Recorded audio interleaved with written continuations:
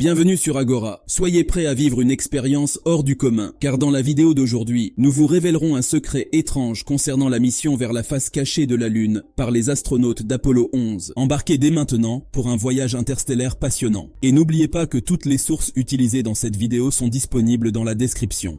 Êtes-vous prêts pour cette aventure intergalactique? Alors, en route, l'aventure spatiale ultime, plongée dans l'histoire épique d'Apollo 11 et des premiers pas de l'homme sur la Lune. La mission Apollo 11 a été lancée avec 3 astronautes à bord. 2 d'entre eux ont fait l'historique premier pas sur la surface lunaire, tandis que des millions de personnes suivèrent leur progression à la télévision. L'objectif principal de la mission était de réaliser un atterrissage lunaire avec équipage, en réponse à l'objectif national fixé par le président John F. Kennedy le 25 mai 1961. Les membres de l'équipage d'Apollo 11 étaient des astronautes expérimentés qui avaient déjà effectué des missions dans l'espace. Neil Armstrong était le commandant de la mission, déjà pilote de Gemini. Buzz Aldrin, quant à lui, était le pilote du module lunaire et le premier astronaute titulaire d'un doctorat à voler dans l'espace, après avoir piloté Gemini 12 et effectué une sortie dans l'espace de 141 minutes. Enfin, Michael Collins était le pilote du module de commande, ayant piloté Gemini 10 et réalisé une sortie dans l'espace de près d'1 heure et demie. Neil Armstrong, Buzz Aldrin et Michael Collins ont commencé leur voyage le 16 juillet 1969 à bord de la fusée Saturn V. 3 heures après le lancement, l'étage supérieur de la fusée les a propulsés hors de l'orbite terrestre en direction de la Lune. Ils sont arrivés le 19 juillet, après 3 jours de voyage, et se sont placés dans une orbite lunaire initiale de 111 par 306 km.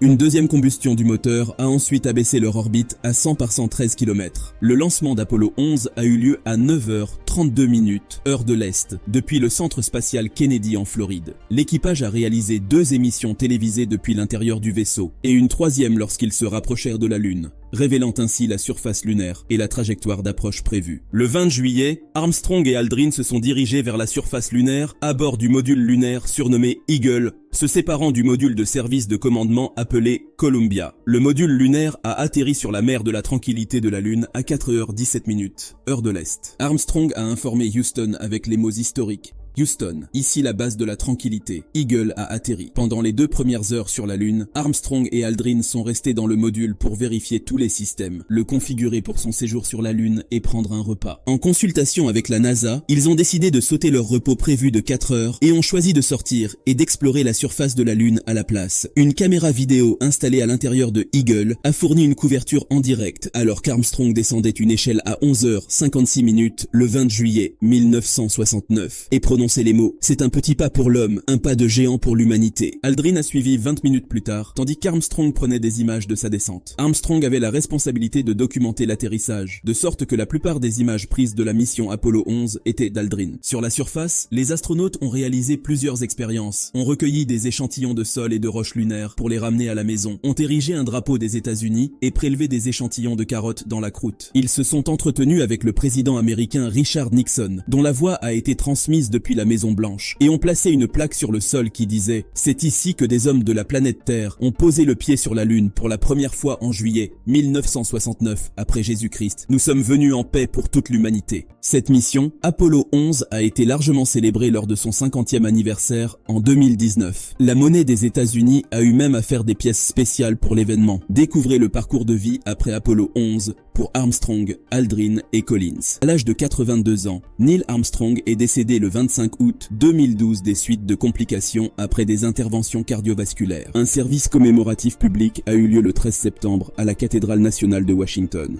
et il a été enterré en mer le lendemain. Peu après son décès en août 2012, son épouse Carol a découvert des souvenirs provenant directement de la Lune, rangés dans des placards de leur maison à Cincinnati, Ohio. Elle a fait don de ces objets au Musée national de l'air et de l'espace, selon les curateurs du musée, Margaret Weitkamp et Alex Spencer. Après un examen minutieux de ces objets, dont une caméra 16 mm, des câbles, des attaches de sécurité, une lentille et des outils, les experts du musée ont confirmé qu'ils provenaient bien du module lunaire Eagle, qui s'était posé sur la mer de la Tranquillité en juillet 1969, avec à bord Neil Armstrong et Buzz Aldrin. Armstrong avait mentionné le sac à main au pilote du module de commande, Michael Collins, lorsqu'ils effectuaient le transfert d'un vaisseau à l'autre.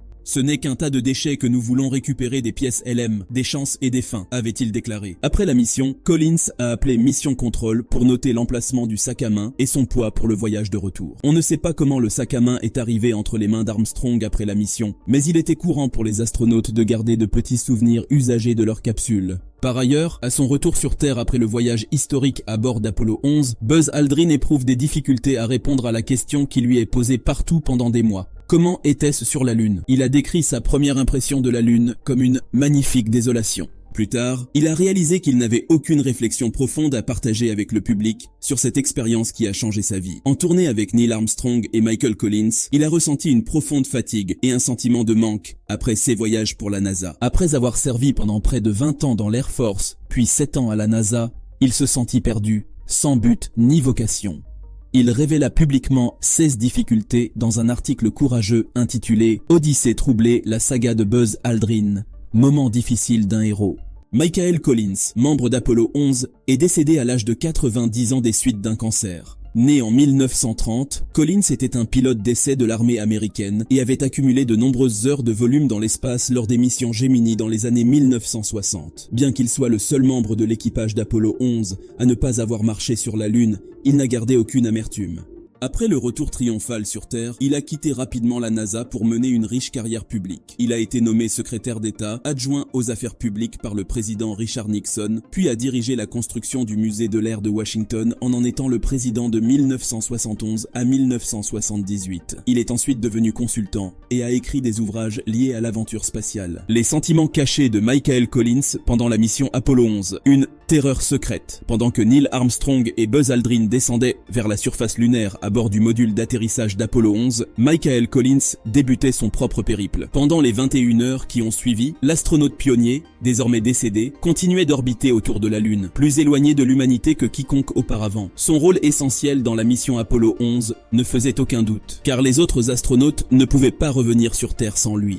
Cependant, il admettra plus tard qu'il n'avait pas le meilleur siège dans la maison. Lorsque son module de commande disparaissait derrière la face cachée de la Lune, il se retrouvait complètement isolé, privé de toute communication avec la Terre, à plus de 300 000 km de chez lui. Il a décrit cette solitude en écrivant « Je suis seul maintenant, vraiment seul et absolument isolé de toute vie connue. » Pendant ces moments, il était le seul être humain du côté éloigné de la Lune, tandis que de l'autre côté, il y avait 3 milliards de personnes. De chez lui, Mission Control a noté « Jamais depuis Adam, un humain n'a connu une solitude semblable à celle que Mike Collins endure pendant ses 47 minutes de chaque révolution lunaire quand il est derrière la Lune, sans personne à qui parler, sauf son magnétophone. » Alors que Neil Armstrong proclamait un pas de géant pour l'humanité, Collins attendait dans le module de commande en orbite à 100 km au-dessus de la surface lunaire. Là, il s'inquiétait du sort de ses coéquipiers et se demandait s'il pourrait revenir vers lui. Le plan initial prévoyait que si Armstrong et Aldrin s'écrasaient ou ne pouvaient pas quitter la surface lunaire, Collins devrait retourner seul sur Terre. Une déclaration d'urgence préparée par le président Richard Nixon ne mentionnait pas Collins, car elle était destinée à être lue si le pire se produisait. Collins avait une terreur secrète, celle d'être blâmé pour un désastre potentiel. Il redoutait d'être celui qui les laisserait mourir sur la Lune, provoquant ainsi une terrible catastrophe nationale. De retour sur Terre, il a appris qu'il avait été qualifié de « l'homme le plus seul de l'histoire » par la presse, une étiquette qu'il trouvait difficile à comprendre et qu'il trouvait même ridicule. Pendant son temps seul en orbite lunaire, il a ressenti une gamme d'émotions, de la conscience à l'anticipation, en passant par la satisfaction et la confiance. Malgré l'inquiétude qu'il éprouvait pour Armstrong et Aldrin, il a avoué qu'il ne s'était jamais senti seul. Lorsque le module lunaire est revenu à la vue et s'est approché du module de commande, il a pris une photo célèbre des deux engins avec la planète Terre en arrière-plan. Cependant, il a souligné que rien ne pouvait capturer pleinement la vraie beauté de ce moment unique. « Cela ne brille pas comme la vraie chose », a-t-il déclaré, faisant allusion au fait que la photographie ne pouvait pas rendre pleinement justice à l'expérience vécue en personne. Et voilà, nous sommes arrivés à la fin de cette vidéo captivante. Un grand merci à vous d'avoir patienté tout au long de cette aventure. N'oubliez pas de nous laisser vos commentaires. Si notre contenu vous a inspiré, n'oubliez pas de vous abonner et d'activer les notifications en cliquant sur la cloche. Montrez-nous votre soutien en laissant un pouce levé. À très bientôt pour de nouvelles découvertes et aventures palpitantes dans l'univers d'Agora.